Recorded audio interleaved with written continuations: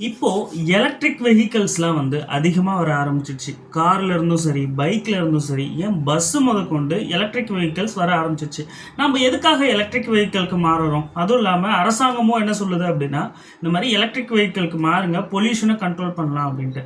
ஆமாம், அது உண்மைதான். பட் இருந்தாலும் அதில் எலக்ட்ரிக் வெஹிக்கிள் மூலயமா மட்டும் மொத்த பொல்யூஷனும் கண்ட்ரோல் பண்ண முடியுமா? ஹாய் ஃபேமிலி, நான் தான் உங்கள் கணேஷ். இதற்கு நம்ம சேனலை சப்ஸ்கிரைப் பண்ணாதவங்க சப்ஸ்கிரைப் பண்ணி என்னோட ஃபேமிலியை நீங்களும் ஒரு மெம்பர் ஆகுங்க. நான் போடுற வீடியோஸ்லாம் உங்களுக்கு பிடிச்சிருந்தா உங்கள் ஃப்ரெண்ட்ஸ் அண்ட் ஃபேமிலிக்கு ஷேர் பண்ணி அவங்களையும் நம்ம சேனலை சப்ஸ்கிரைப் பண்ண சொல்லி சப்போர்ட் பண்ண சொல்லுங்கள். Always welcome. வாங்க வீடியோக்குள்ளே போகலாம். அதாவது பெட்ரோல் டீசல் இன்னும் கொஞ்ச நாளைக்கு தான் கிடைக்கும். அதாவது இன்னும் எத்தனை நாளைக்கு கிடைக்கும்? ஒரு 50 வருஷம் கிடைக்குமா? இல்லை மேக்ஸிமம்னே வச்சுக்கோங்களேன், ஒரு 100 வருஷம் கிடைக்குமா? அதுக்கப்புறம் என்ன பண்ண போகிறோம்? அதுக்காக தான் வந்து நம்ம மாற்று வழி எது தேர்ந்தெடுத்திருக்கோம் அப்படின்னா வந்து இந்த மின்சார வாகனங்களை வந்து நம்ம தேர்ந்தெடுத்திருக்கோம்.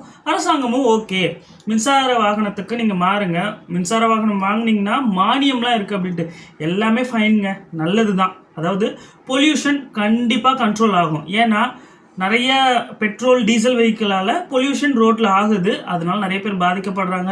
அதாவது பொல்யூஷன், இந்த மூச்சு திணறல், இந்த நுரையீரல் ப்ராப்ளம் மட்டுமே வந்து அதாவது அந்த நோய் மூலயமா இறக்குறவங்களோட சதவிகிதமும் வந்து அதிகமாயிட்டிருக்கு. இது உண்மைதான், ஒத்துக்கலாம். பட் இருந்தாலும் நம்ம கிட்ட அந்த மின்சாரத்தை உருவாக்குறது எப்படியெல்லாம் உருவாக்குறோம்? நம்ம கிட்ட 70% மேலே நம்ம நிலக்கரி மூலமாக தான் வந்து மின்சார உற்பத்தியை பண்ணிகிட்ருக்கோம். அணுமின் நிலையம் கிடையாது. அணுமின் நிலையம் வந்து உங்களுக்கு தெரியும் எப்படின்ட்டு. ஸோ அணுமின் நிலையம் மூலயமாலாம் உருவாக்கல, நிலக்கரி மூலமாக தான் நம்ம 70% மேலே வந்து மின்சாரத்தை தயார் பண்ணுறோம். இப்போ நல்லா யோசிங்களேன், ஒரே ஒரு எக்ஸாம்பிள் சொல்கிறேன். நிலக்கரி மூலயமா மின்சாரத்தை உற்பத்தி பண்ணும்போது அது மூலயமா மாசு அப்படின்னு சொல்கிறாங்க இல்லையா, காற்று மாசு, அது எந்த அளவுக்கு இருக்குது அப்படின்னா, இப்போது நீங்கள் நார்மலாக ஒரு வெஹிக்கிள் இருக்கு இல்லையா, ஒரு வெஹிக்கிள் அதாவது ஒரு இருசக்கர வாகனமோ இல்லை 4 சக்கர வாகனம், இப்போ ரோட்டில் இந்த பொல்யூஷன் சொல்கிறாங்க இல்லையா, பெட்ரோல் டீசல் மூலயமா ஓடுற வண்டிகளால் வந்து என்னது இந்த மாதிரி பொல்யூஷன் ஏற்படுது. அது கூட கம்பேர் பண்ணும்போது இது ரொம்ப ரொம்ப அதிகங்க. அதாவது 70% மேலே நம்ம நிலக்கரி மூலயமா தான் பண்ணிகிட்ருக்கோம். அப்போது இந்த 70% மூலயமா நிலக்கரி மூலயமா நம்ம உற்பத்தி பண்ணுற கரண்ட் இருக்கு இல்லையா, அது ரொம்ப ரொம்ப அந்த கரண்ட் மூலயமா உற்பத்தி ஆகிற மாசு வந்து ரொம்ப அதிகம். அப்போது நம்ம எதை பேலன்ஸ் பண்ண போகிறோம்? எப்படி பேலன்ஸ் பண்ண போகிறோம்? அதுதான் இதில் முக்கியமான ஒரு விஷயம். Electric vehicle okay fine, but ஆனால் நீங்கள் பெட்ரோல் டீசல் வண்டியே யூஸ் பண்ணாதீங்க, எலக்ட்ரிக் வெஹிக்கிள் யூஸ் பண்ணுங்கன்னா அதுக்காக நான் கன்சம்ஷன் பண்ணுறேன் இல்லையா. இப்போ 1 யூனிட் கன்சம்ஷன் பண்ணுறேன் அப்படின்னா இந்த 1 யூனிட் என் வண்டிக்கு நான் சார்ஜ் பண்ணிவிட்டு நான் ஓட்டலாம். 100 எக்ஸாம்பிளுக்கு சொல்கிறேன், 100 கிலோமீட்டர் கூட ஓட்டலாம். பட் இன்னொரு விஷயம் என்னன்னா, அந்த 1 யூனிட் தயாரிக்கிறதுக்கு நிலக்கரி மூலயமா அந்த 1 யூனிட் தயாரிக்கிறதுக்கு நார்மலாக பெட்ரோல் ஓடுற வண்டி இருக்கு இல்லையா, 100 கிலோமீட்டர் ஓடுற வண்டி, அது கூட கம்பேர் பண்ணும்போது வண்டி தான் கம்மியான பொல்யூஷனை வந்து கிரியேட் பண்ணும். பட் இந்த 1 யூனிட் தயாரிக்கிறதுக்கு உண்டான அந்த நிலக்கரி இருக்கு இல்லையா, அது கிரியேட் பண்ணுற பொல்யூஷன் ரொம்ப அதிகம். நான் சொல்கிறதெல்லாம் எக்ஸாம்பிளுக்கு, ஓகேங்களா.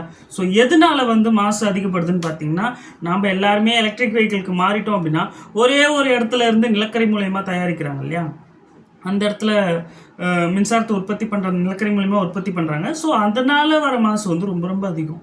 ஸோ இதுக்கு மாற்று வழி வந்து government okay, diesel petrol vehicle மூலயமா நம்ம வந்து எலக்ட்ரிக் வெஹிக்கிளுக்கு மாறிடலாம். பட் இதுக்கு இன்னொரு மாற்று வழியும் வந்து அவங்க பண்ணிட்டு தான் இருக்காங்க. பட் ஃபுல்லாக சாத்தியமாகிறதுக்கு இன்னும் எத்தனை வருஷம் ஆகும்னு தெரியல. என்னென்னா மின்சாரம் மூலியம், அதாவது சூரிய ஒளி மூலயமா மின்சாரத்தை உற்பத்தி பண்ணுறது, அது வேணா பண்ணலாம். இன்னொன்று இருக்கிறதுலே இந்தியாவிலேயே எங்கே வந்து இந்த நிலக்கரியே இல்லாமல் காற்றாலை மூலம் மின்சார உற்பத்தி அதிகம்னு பார்த்திங்கன்னா நம்ம தமிழ்நாட்டில் தான். இது ஒரு சூப்பரான ஒரு விஷயம் இல்லை. ஸோ அதனால் மின்சார உற்பத்திக்கு நம்ம நிலக்கரி மூலயமாவே மட்டுமே சார்ந்து இருந்தோன்னா பொல்யூஷன் கண்ட்ரோல் ஆகாது, கண்ட்ரோல் பண்ணவும் முடியாது.